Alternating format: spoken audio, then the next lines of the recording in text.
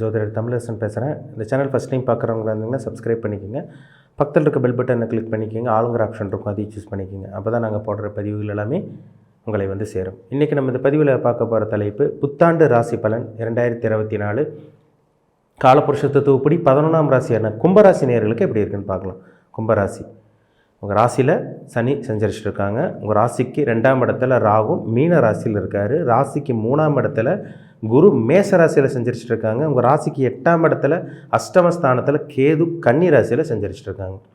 இந்த 4 கிரகங்கள், இந்த வருட கிரகங்களுக்கு தான் அதிகமாக முக்கியத்துவம் கொடுத்து பார்க்குறோம். என்ன காரணம்னா சனி, ராகு, கேது, குரு, இந்த 4 கிரகங்களோட தாக்கம் தான் அதிகமாக இருக்கும்.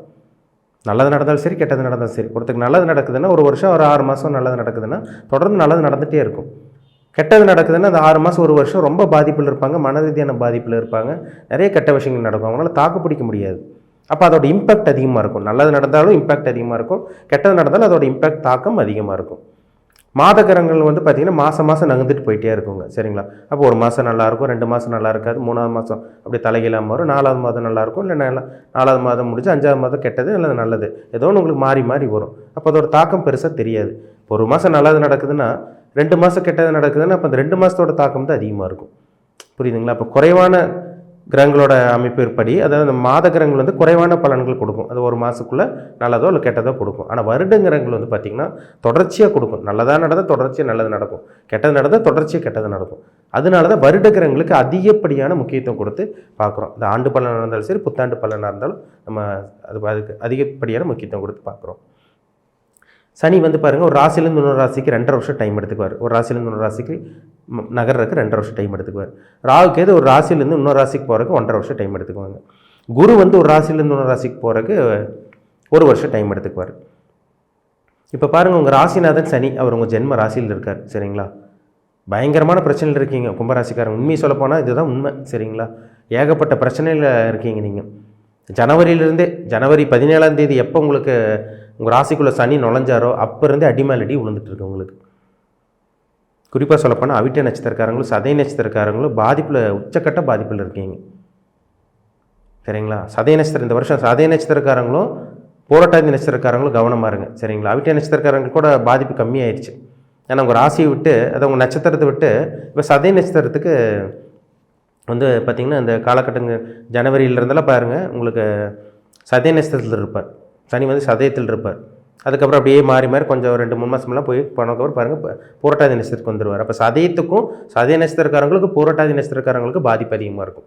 அவிட்ட நட்சத்திரக்காரங்க லேசான பாதிப்பு இருக்கும்.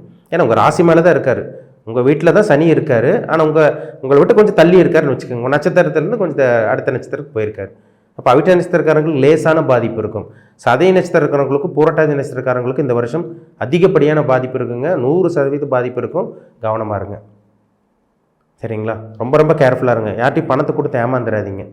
உடம்பு சரியில்லாமல் போயிட்டுருக்கு சதய நட்சத்திரக்காரங்களுக்கெல்லாம் பாருங்கள். இப்போ பாருங்கள், அவிட்ட நட்சத்திரக்காரங்களும் இப்போ ஓரளவுக்கு மீண்டு வந்துட்டுருக்கீங்க. சதய நட்சத்திரத்துக்குலாம் உடம்பு சரியில்லாமல் போயிட்டுருக்கு. மருத்துவமனை போய் அட்மிஷன் ஆனீங்க, ஹாஸ்பிட்டல் செலவு வச்சுட்டுருக்கு, படாத பாடுபட்டு இருக்கீங்க, நரக வாழ்க்கை வாழ்ந்துட்டுருக்கீங்க, நரக வேதனையான ஒரு வாழ்க்கை வாழ்ந்துட்டுருக்கீங்க, கடனில் இருக்கீங்க, மன அழுத்தத்தில் இருக்கீங்க, கூட இருக்கவங்களே ஏமாற்றிட்டாங்க, சொந்தக்காரங்களை மதிக்கிறது கிடையாது, குடும்பத்தில் பிரச்சனை போயிட்டுருக்கு, பணப்பிரச்சனை போயிட்டுருக்கு, தீராத பிரச்சனை உங்கள்கிட்ட வந்துட்டுருக்குங்க. பிரச்சனை மேலே பிரச்சனை வந்துட்டுருக்கு உங்களுக்கு. எதை தொட்டாலும் பிரச்சனை, எங்கே போனாலும் பிரச்சனை, எங்கே யார்கிட்ட எதை பேசினாலும் பிரச்சனை. இப்படி தான் கும்பராசிக்காரங்க அனுபவிச்சுட்டு இருக்கீங்க. 2023 எதாவது நடந்துகிட்ருக்கு. 11-12 மாதமாக இப்படி தானே உங்களுக்கு போயிட்டுருக்கு. உங்களுக்கு கவனமாக இருக்கணும். 2024 கவனமாக இருக்கணும், சரிங்களா? நம்ம இருக்கிறதா சொல்லி ஆகணும், சரிங்களா? இருக்கிறபடி சொன்னால், உள்ளபடி சொல்லிட்டா நீங்கள் அதுக்கு தகுந்த மாதிரி உங்களால் நடந்துக்க முடியும். இல்லாத விஷயத்தை வந்து என்ன கெட்டது நடக்கிறவங்களுக்கு போய் நம்ம ஆஹா ஓஹோ அப்படி இருக்குது இப்படி இருக்குது கோடீஸ்வரன் ஆயிடுவீங்க, அப்படி நடக்கும் இப்படி நடக்கும் சொல்லி ஒரு பிரயோஜனம் இல்லை. அவங்க உசுப்பேத்தி விட்றதா ஆகிப்போயிரு அப்படி, சரிங்களா? அதனால் இருக்கிறது உள்ளபடி சொல்லி தான் ஆகணும். கும்பராசிக்காரங்க, சதய நட்சத்திரக்காரங்களும் பூரட்டாதி நட்சத்திரக்காரங்களும் இந்த வருஷம் ரொம்ப கவனமாக இருக்கும், சரிங்களா? யார்ட்டையும் பணம் கொடுக்காதீங்க. ஏன்னா 2ல் ராகு இருக்கார். என்ன பண்ணுவார்? பணப்பட்டறை கொடுப்பார். நீங்கள் வெளியே யார்கிட்ட ஏதோ சொல்லி மாட்டிக்காதீங்க. பேச வேண்டிய பேச்சில் கவனமாக இருங்க. ஒரு விஷயத்தை பண்ணித்தரேன், அதை பண்ணித்தரேன், இதை பண்ணித்தரேன், இந்த காரியத்தை நான் முடிச்சு தரேன்னு சொல்லி மாட்டிக்காதீங்க. சொன்னபடி பேச்சு உங்களால் காப்பாற்ற முடியாமல் போகும். 2ல் இருக்கிறாங்க தேவையில்லாத விஷயங்களை கொடுப்பார். கணவன் மனைவியோட ஆரோக்கியத்தில் கவனமாக இருங்க, உடல் ஆரோக்கியத்தில் கவனமாக இருங்க. கணவன் மனைவிக்குள்ள கருத்து வேறுபாடு ஒரு கவனமாக இருங்க. யார்ட்டையும் பணத்தை கொடுத்து ஏமாந்துடாதீங்க. பணத்தை கொடுத்து ஏமாந்துட்டிங்கன்னா லாக் ஆகிட்டிங்கன்னு அர்த்தம், மாட்டிக்குவீங்க. உதவி செய்ய போய் கெட்ட பேர் வாங்கிட்டு இருக்கீங்க நீங்கள். கும்பராசிக்காரங்க பாருங்கள், நண்பர்கள் வச்சுருப்பீங்க. ஒரு நண்பர்களுக்காக உதவி செஞ்சு நண்பர்களுக்காக கடன் வாங்கி கொடுத்து நீங்கள் கடன் கட்டுற மாதிரி ஆகிட்டு இருக்கு உங்களுக்கு. அடுத்தவங்களுக்காக வந்து உதவி செஞ்சு நீங்கள் மாட்டிக்கிட்டீங்க. அப்படி தான் உங்கள் வாழ்க்கை போயிட்டுருக்கு உங்களுக்கு. அவிட்ட நட்சத்திரக்காரங்களை கேட்டாலே தெரியும். இந்த வருஷம் 23 ஜனவரியிலேருந்து உங்கள் வாழ்க்கை எப்படி போச்சுன்னு அவிட்ட நட்சத்திரக்காரங்களை கேட்டாலே பதில் சொல்லுவாங்க. அந்த அளவுக்கு மன ரீதியான பாதிப்பு, மன ரீதியான ஒரு சில விஷயங்கள்லாம் நடந்துருச்சு. குழப்பத்தில் இருக்கீங்க, மன ரீதியான பாதிப்பு வந்தது, டிப்ரெஷனில் இருக்கீங்க, மென்டல் டார்ச்சர் உங்களுக்கு கொடுத்துட்ருக்காங்க, ஏகப்பட்ட ஸ்ட்ரெஸ்ஸு டிப்ரெஷனில் வாழ்ந்துட்டு இருக்கீங்க. அதனால் கவனமாக இருங்க கும்பராசிக்காரங்க. ஒரு ராசிக்கு 3ஆம் இடத்துல இருக்க குரு வந்து பாருங்கள், உங்களுக்கு 3ஆம் இடத்துல 2ஆம் அதிபதி 3ஆம் இடத்துல இருக்கிற குருவை விட இப்போ 4ஆம் இடத்துக்கு குரு வருவார். ஏப்ரல் மாதத்துக்கு அப்புறம் கொஞ்சம் நிலமை மாறும். சரிங்களா? அது நீங்கள் வந்து பார்த்திங்கன்னா உங்களுக்கு அந்த நெகட்டிவான விஷயங்கள் நடந்தது பார்த்திங்களா, உங்களுக்கு சுற்றி நடந்ததெல்லாம் பார்த்திங்கன்னா கொஞ்சம் கம்மியாகும். ஏன்னா 4ஆம் இடத்துக்கு குரு வந்து பாருங்கள், கடன் வாங்கியாவது இந்த மாதம் 4ஆவது மாதத்துக்கு அப்புறம் மே மாதத்துலேருந்து ஒரு நல்ல ஒரு மாற்றங்கள் கொடுக்கும். உடல் ஆரோக்கியத்துலேருந்து ஓரளவுக்கு கொஞ்சம் வெளியே வருவீங்க. ஏன்னா 4ஆம் இடம் சுகஸ்தானம். ஆரம்ப பகுதி கொஞ்சம் உடல் ஆரோக்கியத்தில் பிரச்சனை கொடுக்க தான் செய்யும். 4ஆவது மாதம் ஏப்ரல் கடைசி அல்லது மே மாதம் ஆரம்பத்திலிருந்து கொஞ்சம் கொஞ்சமாக ரிலீஃப் ஆவீங்க. சரிங்களா? 4ஆம் இடத்துல குரு என்ன பண்ணுவார், அம்மாவோட உடல் ஆரோக்கியத்தில் சீராக இருக்க வைப்பார். அம்மாவோட உடல் ஆரோக்கியம் சீராக இருக்கும். வண்டி வாகனம் கடன் வாங்கியே வச்சு வண்டி வீடு வாகனம் ஏதோ ஒன்று வாங்கிடுவீங்க. இதெல்லாம் ஏப்ரல் கடைசிக்கு அப்புறம் நடக்கும். அந்த குரு உங்கள் ராசிக்கு எங்கே 4ஆம் இடத்துலேருந்து எங்கே பார்ப்பார், உங்கள் ராசிக்கு வந்து பாருங்கள் 8ஆம் இடத்தை பார்ப்பார்.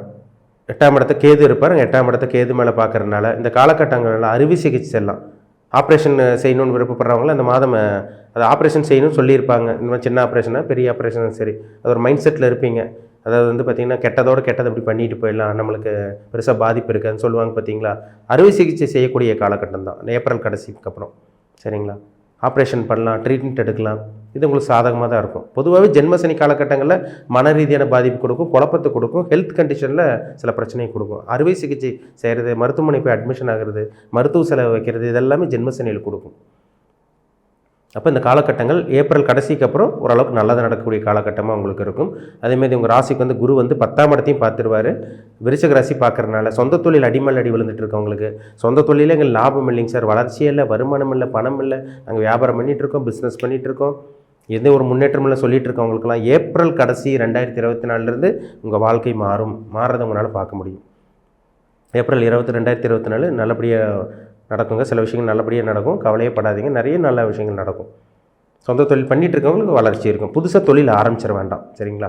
கும்பராசிக்காரங்க புதுசாக தொழில் ஆரம்பிச்சிட வேண்டியதான். முக்கியமாக சொல்லப்போனால் சதய நட்சத்திரக்காரங்களும் பூரட்டாதி நட்சத்திரக்காரங்களும் சொந்த தொழில் ஆரம்பிச்சிடாதீங்க, பிரச்சனையில் போய் மாட்டிக்குவீங்க. அப்போ உங்கள் ராசிக்கு வந்து குரு வந்து 12ஆம் இடத்தை பார்ப்பார். வெளிநாடு போகலாம். இந்த வருஷமெல்லாம் பார்த்தீங்கன்னா ஏப்ரலுக்கு அப்புறமெல்லாம் வெளிநாடு போகக்கூடிய வாய்ப்புகள் உங்களுக்கு வரும். ஏன்னா 8ஆம் இடத்தை குரு பார்க்குறாரு. வெளிநாடு போகலாம், வெளிநாட்டில் போய் வேலையை வைப்போம். அங்கேயும் கஷ்டம் இருக்க தான் செய்யுங்க. எங்கே போனாலும் உலகத்தில் எங்கே போனாலும் கஷ்டம் இருக்கும். அந்த கஷ்டங்கள் கொஞ்சம் கம்மியாக இருக்கும் இந்த வருஷம். ஏப்ரலுக்கு அப்புறம் பிரச்சனைகள் கம்மியாக இருக்கும். எதாக இருந்தால் உங்களால் சமாளிக்க முடியும். சரிங்களா? உங்கள் தனிப்பட்ட ஜாதகம் சுய ஜாதகத்தில் என்ன தசாபுத்தி போகுதுன்னு பாருங்கள். அதுதான் ரொம்ப முக்கியம். கோச்சார பலன் ஒரு பக்கம் போயிட்டு இருந்தாலும் உங்கள் தனிப்பட்ட ஜாதக தசாபுத்தி 80% 85% பேசும். அதுதான் மெஜாரிட்டியாக பேசும். ராசி பலன்கள் ஒரு பொது பலன். உங்கள் ஜாதகத்தில் நல்ல தசாபுத்தி நடந்தால் தப்பிச்சிட்டிங்கன்னு அர்த்தம். சரிங்களா? கெட்ட தசாபுத்தி நடந்துட்டு இருக்கிறவங்களுக்கு தான் அதிகமாக பாதிப்பு இருக்குது. அவங்க தாங்க 100% பாதிப்பு இருக்குங்க. உடம்புல உயிர் மட்டும்தாங்க சார் இருக்குது, எல்லாமே இழந்துட்டோம். கூட பிறந்தவங்க ஏமாத்துறாங்க, நண்பர்கள் ஏமாத்துறாங்க, பெற்றவங்க எங்களை மதிக்க மாட்டேங்கிறாங்க, சுற்றி இருக்கிறவங்களாம் அங்கே துரோகம் செய்கிறாங்க சொல்கிறாங்க பார்த்தீங்களா. அவங்களுக்கு ஜாதகம் கெட்டு போயிருக்கும். ஜாதகம் கெட்டு போனால் மட்டும்தான் அப்படி நடக்கும். உங்கள் தனிப்பட்ட ஜாதகம் பாருங்கள். உங்கள் ஜாதகம் பதில் சொல்லிடு. ஜாதகத்தை பார்த்தாலே தெளிவாக சொல்லிடலாம். 6ஆம் அதிபதி தசாபுத்தி நடக்கூடாது, 8ஆம் அதிபதி தசாபுத்தி நடக்கூடாது, மாரகாதிபதி பாதகாதிபதி உங்களுக்கு தேவையில்லாத உங்களுக்கு கிரகங்களோட காம்பினேஷன் பாவகிரகங்களோட சேர்ந்த தசாபுத்தி நடந்தால் தேவையில்லாத விஷயங்கள் நடக்க தான் செய்யும்.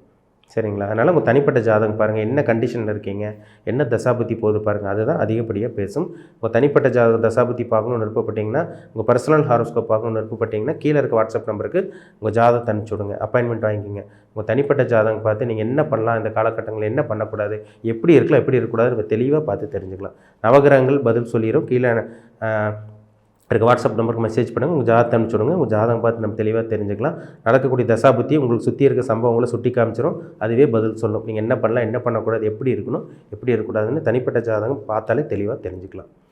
மீண்டும் அடுத்த பதிவில் சந்திக்கும் வரை உங்களிடமிருந்து விடைபெறுவது உங்கள் ஜோதிடர் தமிழரசன்.